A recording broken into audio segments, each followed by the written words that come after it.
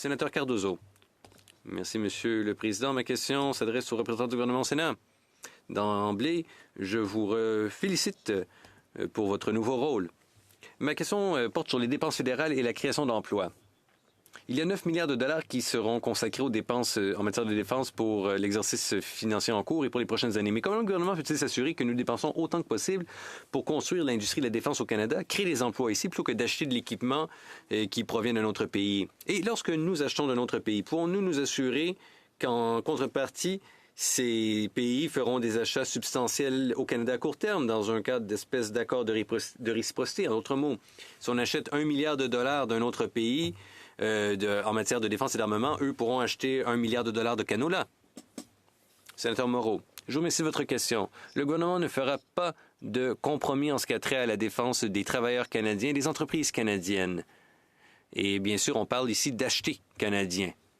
Le gouvernement va atteindre cet objectif en s'assurant que les fournisseurs canadiens voient leurs produits priorisés dans toutes les dépenses, pas que les dépenses en matière de défense. Cette nouvelle politique acheter canadien comporte des mesures propres à chaque secteur pour respecter et protéger notre souveraineté, pour appuyer nos travailleurs et nos emplois et pour édifier une seule économie canadienne unifiée.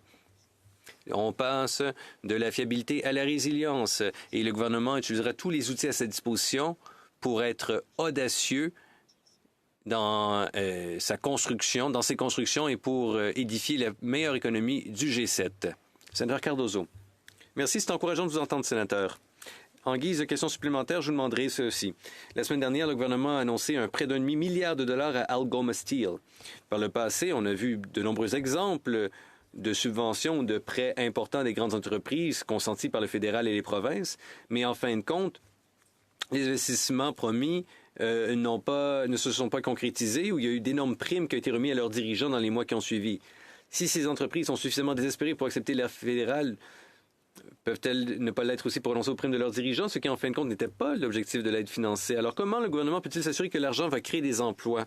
Sénateur Moreau, l'industrie sidérurgique est cruciale pour l'économie et la sécurité canadienne. Parce que ça appuie des centaines de milliers d'emplois et ça contribue à notre secteur de la construction et à notre secteur énergétique. C'est la raison pour laquelle le gouvernement a mis en œuvre des mesures ciblées, comme cette subvention, pour aider l'industrie de l'acier au Canada, pour renforcer notre capacité industrielle et pour protéger les emplois canadiens. Quand on protège les emplois canadiens, on protège les travailleurs, leurs familles et l'ensemble de l'économie canadienne.